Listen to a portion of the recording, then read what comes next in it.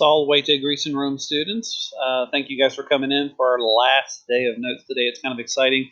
You see I'm in a different backdrop here. My internet to my house, the line got cut, and so I don't have internet anymore. So I'm out with my laptop in my yard, borrowing my neighbor's internet just because I want to make this video for you guys so badly because I know you need these notes. So if it doesn't sound quite as good as it usually does, I'm sorry about that, but my internet should be fixed soon and I will be back to normal, okay? But I did want to finish up and keep us on schedule today. It's a little bit windy, so hopefully it'll work out okay. Yesterday we were talking about basically the fall of the Western Roman Empire and what happened with all of that, and we got to the part in the West where basically the Vandals were making a big impact. We talked about Rome being sacked twice. It was sacked in 410 by the Goths and again in 455 by the Vandals, and that was a disaster because there was not enough food now. The Vandals took over North Africa and took a lot of the grain supply, and also water had been cut with the destruction of aqueducts and various aqueducts. So basically Rome was in a bad position at that point. We're going to kind of finish this up and continue that today. And here's the next part of our notes. Let me get myself out of the way there. So we talked about the Emperor Honorius yesterday, and Valentinian III was the one to succeed Honorius. When he was only 6 years old, he succeeded the Emperor Honorius, so obviously he's not going to be ready for military combat yet. So when he was installed in 425, and by that time the East was becoming much more powerful than the West, and so a lot of times the Eastern emperor had a big hand in picking and choosing the Western emperor. So Valentinian III was picked by Theodosius II, who we'll talk about in a minute, and he was the emperor in the East at the time. And again, more and more, the East is kind of becoming dominant over the West because the West is, again, just kind of weakening successively. So Valentinian III is now the emperor in the western part of the empire, and he's only 6 years old. So the person kind of behind the throne, the power behind the throne, is called Aetius, and he's the master of the soldiers, so a high-ranking general, a capable general too. And we can't talk about everything Aetius did. We don't quite have time, but he was kind of the last thing propping up the Western Roman Empire. And we know he won several victories against these encroaching barbarians, and eventually the Huns are actually moving down. You've probably heard of Attila the Hun before, I imagine. The Huns are actually moving in from the northeast and trying to encroach upon Roman territory, and Aetius fought back against them. Aetius's greatest achievement was he actually was the one to defeat Attila the Hun, but before that time it seemed unbeatable, and he basically got a coalition together of Roman soldiers, but also barbarian soldiers who were encroached upon by the Huns, and Aetius got them together, and they defeated Attila at the Battle of the Catalaunian Plains, and this was in 451 AD. If you look up that battle, a lot of history books call it Rome's last great battle because it was the last kind of big victory for Rome in the West. But unfortunately, it couldn't turn back the tide of everything else that had happened. But it was kind of a cool thing. And here you see the Huns fighting the Romans at the Battle of the Catalaunian Plains. Now, we saw this happen with Honorius. If you remember, Honorius killed Stilicho. He was, thought he was a traitor or something. But Valentinian III, as he grew up, Aetius was very successful, and he begins to resent Aetius' success, at least from what we can tell, and he eventually has him assassinated only 3 years after the Battle of the Catalaunian Plains in 454. Probably a terrible decision because, again, Aetius was the last thing kind of propping the empire up and winning, and so it was probably a very bad decision, probably motivated by jealousy and maybe thinking Aetius was going to try to take him out or something, but it was overall a bad decision. Valentinian III ends up killing himself within 6 months. Lots of stuff was going on, and the struggle for control after Valentinian III over who would be the next emperor put the final coffin in the Western Empire. We won't talk about all those emperors because there's a lot of them in quick succession, and none of them do that much because they're basically constantly fighting for control. But basically, the last 21 years of the Western Roman Empire, we see 9 emperors during that time vying for control. So on average, they're barely holding on for 2 years. So it's just kind of Rome is sputtering here and losing territory the entire time. The Western throne during this whole century is becoming less and less relevant. The East we're going to talk about the East in a minute, but it's becoming less relevant. Of course, as they lose land, they're losing tax revenue. So they're losing as they lose places, it becomes like a cycle that they have less tax revenue, they can pay fewer soldiers, and they can control less land, and it's kind of a snowball effect. They can't pay their armies, and they're more reliant on barbarian and power. So by 455, it's kind of sad if you remember where the Western Empire once was, controlling North Africa, Britain, Gaul, Spain, parts of Germany, all these. By 455, the emperor in the west controlled Italy and just a small portion of Gaul. So it had shrunk to kind of a shadow of its former self. Now, just to talk about who the last emperor we usually traditionally think of, we call him Romulus Augustulus, is what he's historically called. He had a longer name than that. He was installed at the scheming of his father Orestes, who took out the previous emperor, who was called Nepos. But um, so Orestes installed his young son Romulus Augustulus, and excuse me, guys. Let me move around my yard a little bit here. This will help me. It's kind of an interesting situation you guys are seeing. It's kind of cool that I have on my laptop. I can do this. Okay, so here we go. So Romulus Augustulus is young. He's only 15 when he's installed by his father Orestes, basically scheming. And of course, his father is going to be the power behind the throne because he's only 15. He ends up ruling for less than a year, and he's deposed by a barbarian general called Odoacer, and this happens in 476. And at that point, Odoacer doesn't take over the throne. Basically, he claims to be king of all Italy, not a Roman king or a Roman emperor, but basically a barbarian. What he does is he actually sends word to the Eastern emperor at the time and tells him he knows that the Eastern Empire is still very strong, so he doesn't want to be on their bad side.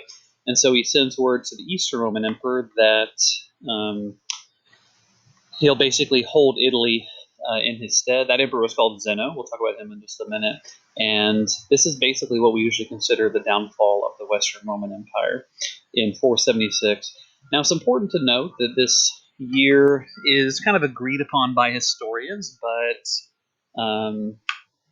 it's not like a bell rang out across Italy or something that the empire had fallen. Most people's lives probably would have kept going on how they were. If you were a farmer or something, it would be kind of a similar situation to what your life was like before. But we have to put the end of the Western Roman Empire somewhere, and so most historians put it right here. Yeah, it's kind of interesting that we named the last emperor based off Romulus, who was the first king, and Augustus, who was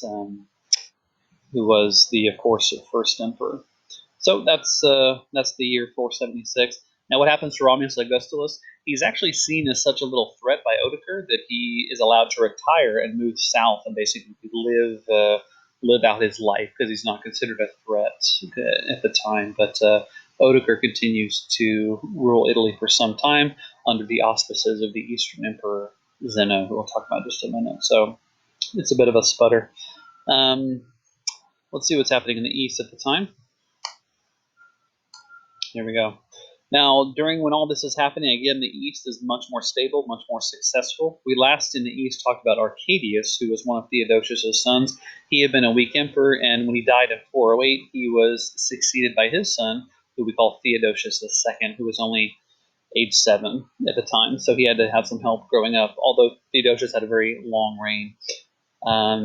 Theodosius II was not quite like his father Theodosius I, who was a good general. He was indifferent to politics and excuse me. He was indifferent to politics, indifferent to the military, and basically focused more on intellectual, and religious matters. And so, but he did have a nice long reign, and there was some stability for the Eastern Empire that the Western Empire was severely lacking. One big thing that happens during the reign of Theodosius II is in 438, he publishes the Theodosian Code. It was the first systematic codification of Roman imperial law, and it was kind of a big deal, and the Eastern Roman Empire would have a big system of jurisprudence that was established. It was also during the reign of Theodosius II that Constantinople's very famous walls were built that were nearly impenetrable. And this was one of the reasons that the Eastern Empire lasted for so long, was because the emperor was always protected by these massive, huge walls. And if you can see the map up at the top here, you can see how Constantinople is kind of protected. And then we had walls on this side that made it very, very hard to invade the city. The city was only brought down about 1,000 years later by the invading Ottomans, who by that time had figured out gunpowder, and that's why the walls were able to be brought down. Get this out of the way here.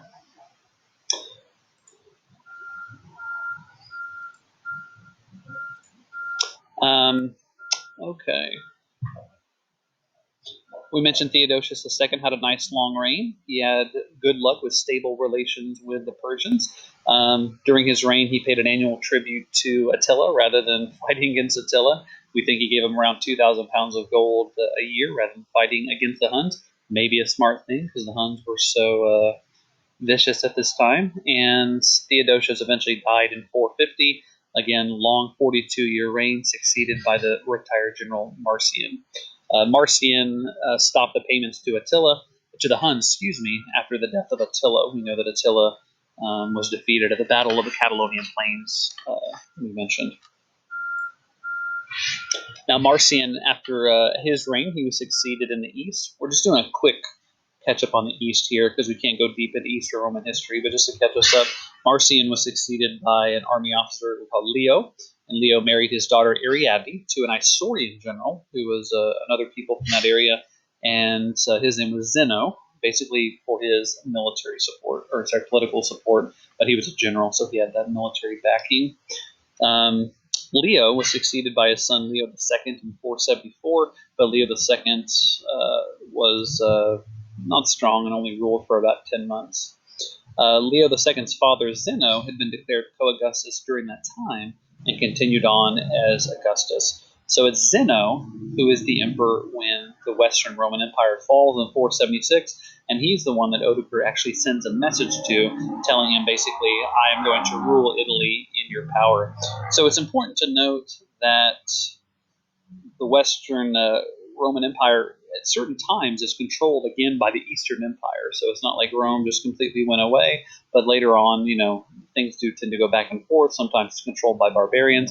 Later on, it's controlled by popes, as I'm sure you know. So things change a lot over the years. But for a while, the East will still control it. Zeno reigns until 491, so he had a nice strong reign in the East, and he nominally again ruled over the kingdom of Italy, ruled by Odoacer and later Theodoric. So unfortunately, we can't go farther there, but the Eastern Empire is very interesting in and of itself. Sometimes you'll hear that's called the Byzantine Empire, probably when you do world history or something.